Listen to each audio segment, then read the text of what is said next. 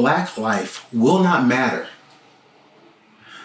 until Black imaginations are the only things shaping our realities. So I know a lot has been in the news lately about CrossFit. And so I want to tell you a little bit about my own history with CrossFit. Probably around 10 or 11 years ago, I was on a family trip to Virginia, and we were looking at the CrossFit Games, and I was blown away. I was like, what is this?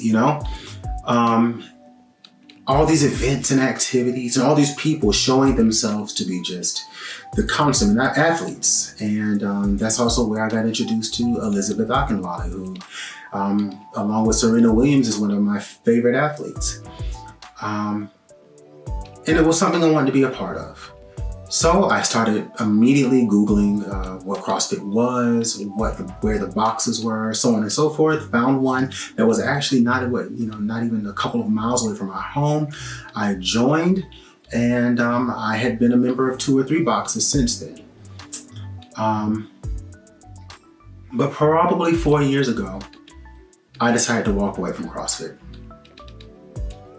For those of you who are participants, and those of you who have been to boxes, you may know that there are these things called hero WODs.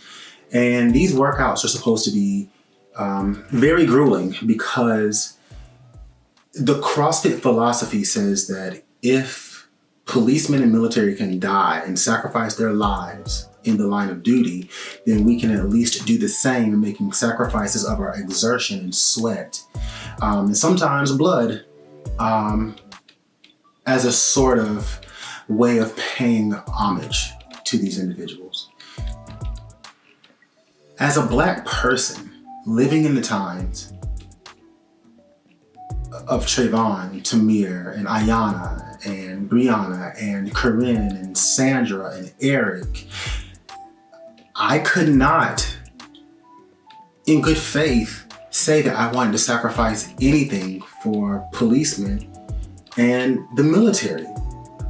The US imperialist military that acts as the police force for the world, because these have been forces that have always terrorized us.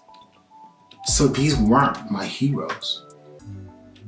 And so the CrossFit space itself began to feel like something that was not for me, that was antagonistic to me and everybody who looked like me.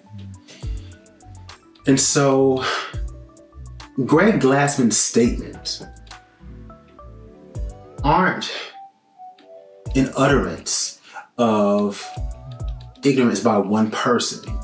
It is an inevitability of sorts. It comes out of the entire CrossFit ethos.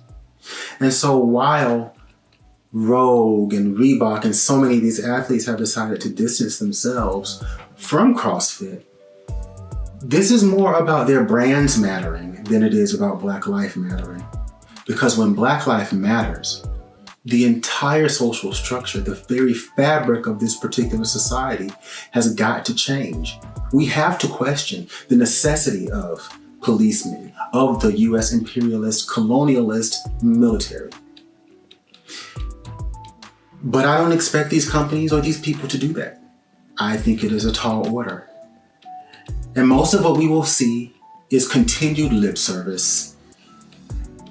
And so brands matter more than billions of Black lives across the planet. Now, I know that a lot of people will say, and a lot of people have said, Preston, you're never happy about anything. You're never, proud or glad about the progress we're making. And maybe that's the case. But what I do know is that Black life will not matter until Black imaginations are the only things shaping our realities. And so maybe it is a situation where I'm not happy because I see all of this as in the meantime work. I see all these things as blips on our trajectory to being free. Black life will not matter until there's no need for that phrase ever again. So we have to create our alternatives. And that's something that I'm trying to do. And I'm doing it in conjunction with a lot of different people with various projects, various conversations going on all the time. So make sure that you check us out at RevReady.com and follow us. Help us continue these conversations. Help us turn these conversations into actions. Help us utilize a collective Black imagination for Black solutions.